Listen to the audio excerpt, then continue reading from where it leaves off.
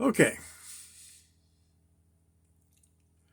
so I was saying before I was watching and seeing the videos slipping in the last one, I want to say in this one, same thing I was saying then. I've lived in an RV now for 6 years.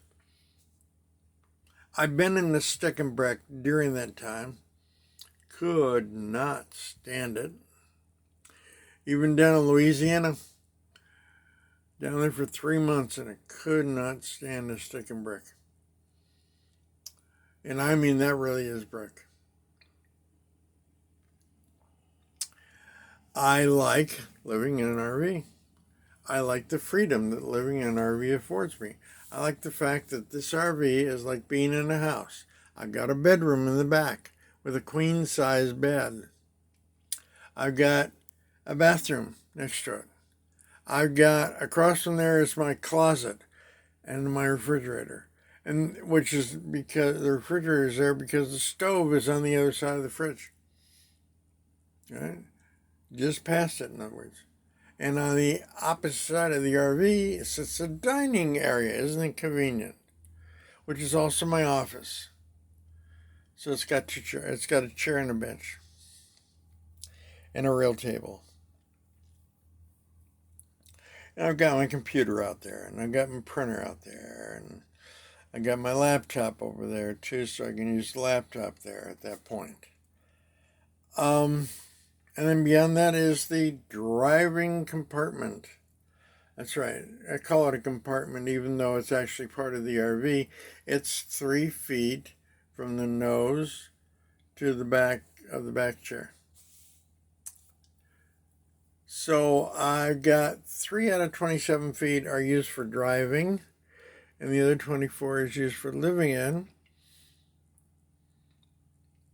And I like it. It's got all the conveniences of home, and it's very easy to take care of. Yeah. I mean, I make the bed first thing in my. I mean, you do things out of habit. I make my bed every morning. I make my breakfast every morning, or I go to the restaurant, one way or the other. I may go get gas. I may go to the market and pick up some stuff. I might go up by the VFW. There's a water distribution point up there at 25 cents a gallon for pure drinking water. I may run up there and get that. I got quarters left over from the last time I did laundry. Um,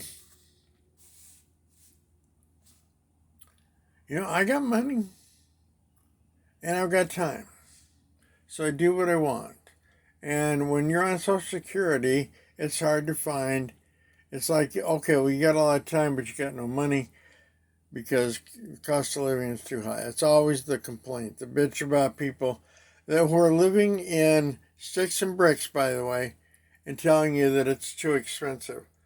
It's too expensive to live the way you're living, not to live the way I'm living.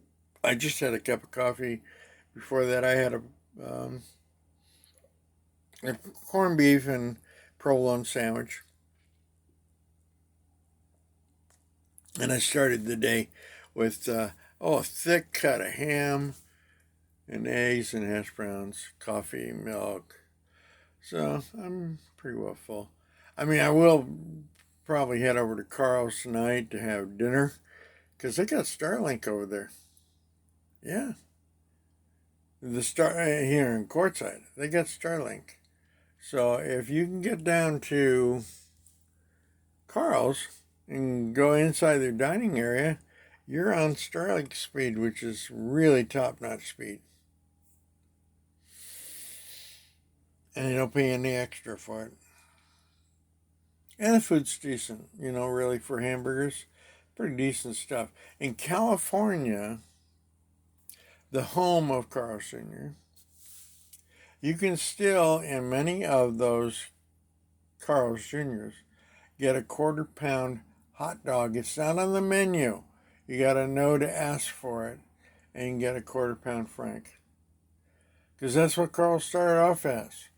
Carl's hot dogs, not Carl's burgers. Anyway, and Wendy's is good for one thing. Frosties! So, every time I go to Walmart, If I'm going to go to like Del Taco or go to the Panda Express there on the corner, there's a Wendy's. And I go into Wendy's for the Frosty. That's all I get. So that's my beverage to go along with my food that I'll get from either Panda Express or Del Taco. Or maybe McDonald's, McDonald's has got food in there too. And a barbershop, they got all kinds of stuff in there. So, and I'm about due for a haircut, I think, in about a week. 2, maybe tops.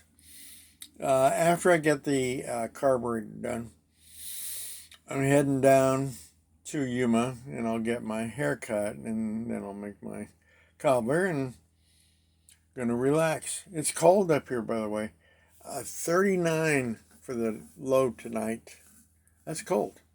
I don't know where you're at and how cold it is here. There. But here, that is cold. You're lucky if it even gets right now 60 for a high. I got to put on a sweatshirt or something when I go outside because it's so cold.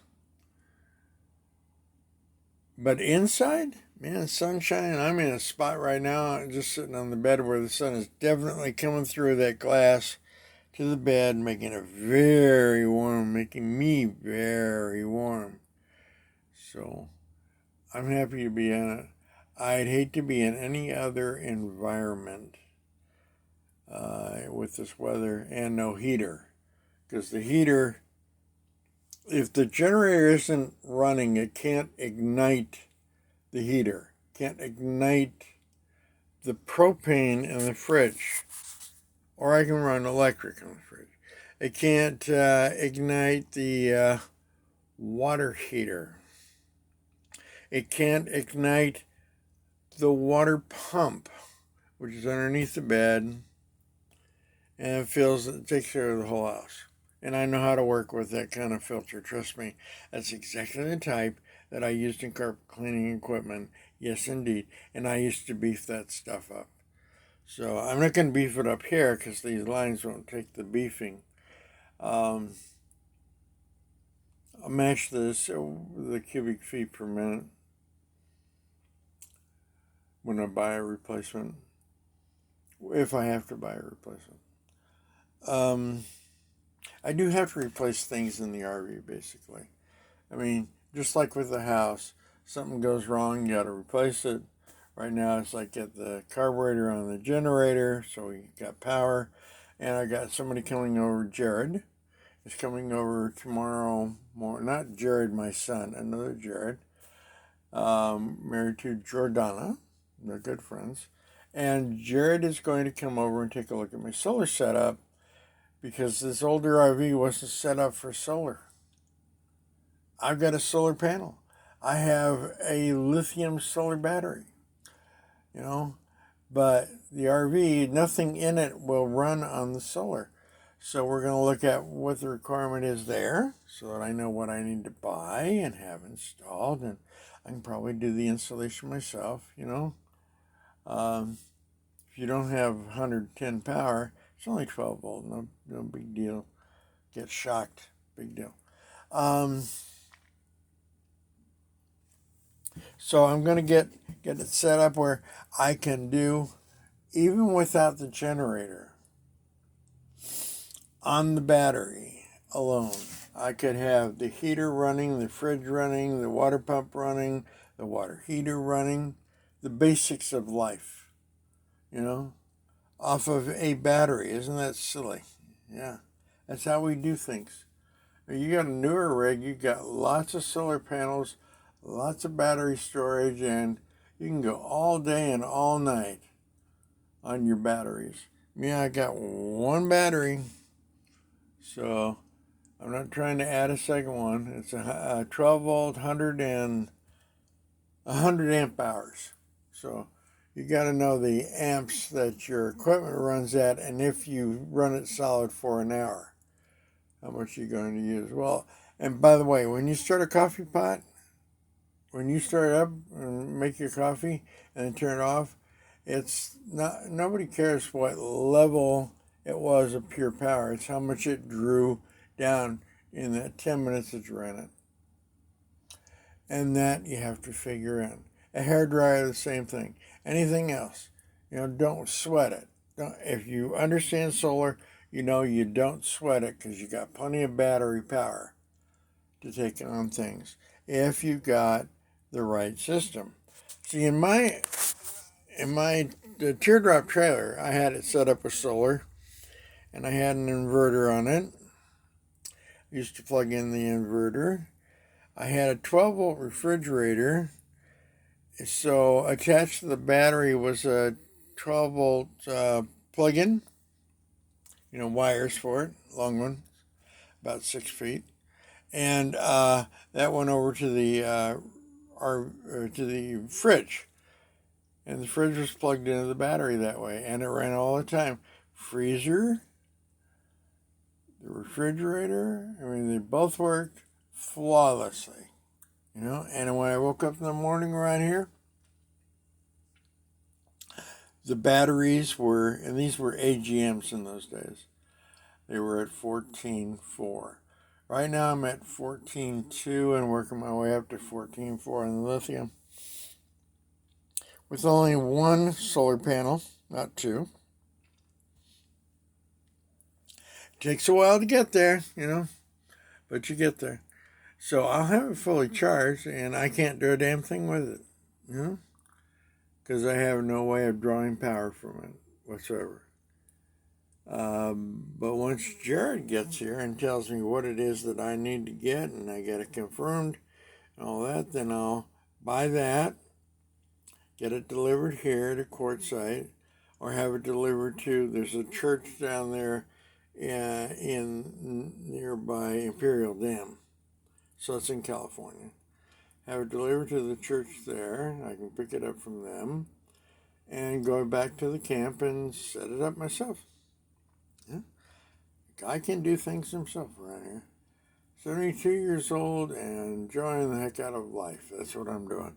I wanted you to know, though, the weather's cold, but the sunshine is great, and I'm enjoying life inside, not outside today. See you later, and this is Pops. Bye.